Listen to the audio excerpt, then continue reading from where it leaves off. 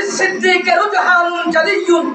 على الأغيار في غير احتمال وللفاروق رجحان وفضل على عثمان ذي النورين عالي وللعثمان رجحان وفضل على الكرار في بعض الخصال وللكرار رجحان وفضل على الأغيار في صف القتال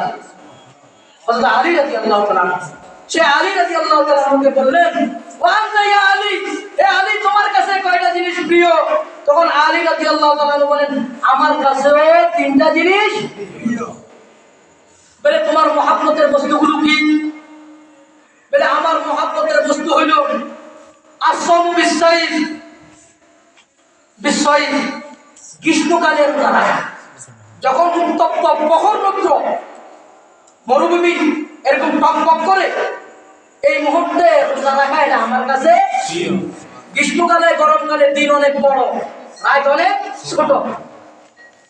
এই পুরা দিন রোজা রাখা স্বাভাবিকভাবে আমরা যারা বাঙালি আমরা রোজা রাখলেও কাহিল হয়ে যায় মানে আরবের মরুভূমির উত্তপ্ত এরকম বালু নিচের থেকে গরম উপর থেকে গরম এমন অবস্থা রোজা বহুত কষ্টকর রমজানের রোজা কথা বলতেছে না নফল রোজা রমজানের রোজা তো কোনো প্রশ্নই আসে না সাহাবায়ে কেরামদের থেকে রোজা ছুটবে এটা তো তাসাব্বুর কল্পনা করাই কি জানে না হযরত আলী বলেন গরমকালে গ্রীষ্মকালে রোজা রাখা আমার কাছে প্রিয় আসসামু বিসাইফ আর কি ওয়াজরবুল আদুওয়া বিসাইফ শত্রুকে তরবারির মাধ্যমে নিধন করা শত্রুকে তরবারির মাধ্যমে আঘাত করা এটা আমার কাছে প্রিয় আসসামু বিসাইফ ওয়াজরবুল আদুওয়া বিসাইফ আরেকটা জিনিস হঠাৎ আবার খেয়াল এনে হযরত আলী রাদিয়াল্লাহু তাআলা আনহু উনি বললেন আমার কাছে কয়টা জিনিস প্রিয় তিনটা জিনিস প্রিয় খেয়াল আসলে বলে দিলেন এরপরে রাসূল আকরাম সাল্লাল্লাহু আলাইহি সাল্লাম হাজিরিনের মজলিসের মধ্যে হযরত আবু যর গিফারি রাদিয়াল্লাহু তাআলা আনহু ছিলেন আবু যর গিফারি রাদিয়াল্লাহু তাআলা আনহু উনি একজন মুত্তাকি পরহেজগার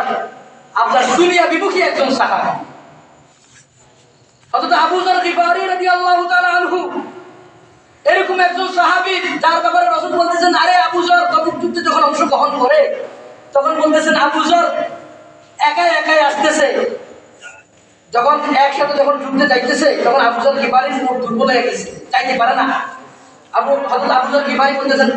আমি পরে অংশগ্রহণ করবো টোটাল ভালো করে খাওয়াই দাওয়াইয়া একটু সাপোর্ট করে এরপরে আমি যাব এরপরে আবু যর গিফারি রাদিয়াল্লাহু তাআলা আনহু 2 দিন পর রওনা দিলেন গেলেন তবে যুদ্ধে অংশগ্রহণ করলেন রাসূল দূর থেকে দেখতেছেন বলতেছেন আবু যর আসতেছে দুনিয়া বিমুখী আমার সাহাবী আসতেছে একা একাই আসতেছে একা একাই জীবন যাপন করবে একা একাই মরবে রাসূল ভবিষ্যৎবাণী করছেন রাসূলের ভবিষ্যৎ বাস্তবে রূপ নিছে অথচ উসমান রাদিয়াল্লাহু তাআলা খেলাফতকালে মানুষের বাড়িতে বাড়িতে যাইতেন ঘরে ঘরে যাইতেন আর বাধা দিতেন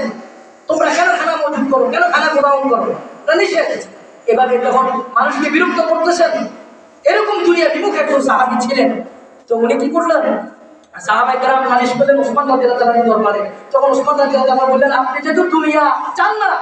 দুনিয়া বিমুখী তো মাকামে রবজা নামক স্থানে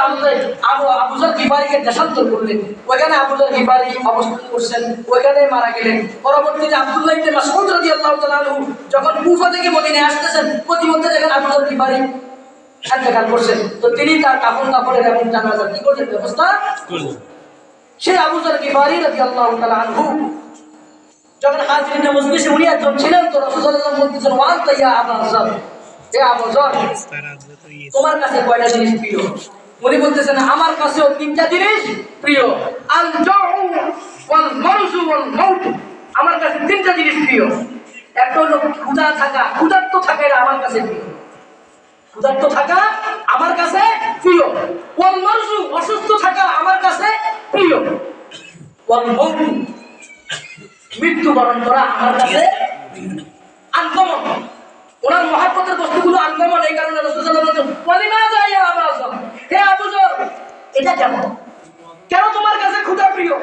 কেন তোমার কাছে অসুস্থতা প্রিয় কেন তোমার কাছে মৃত্যু প্রিয় তখন তিনি জবাব দিতেছেন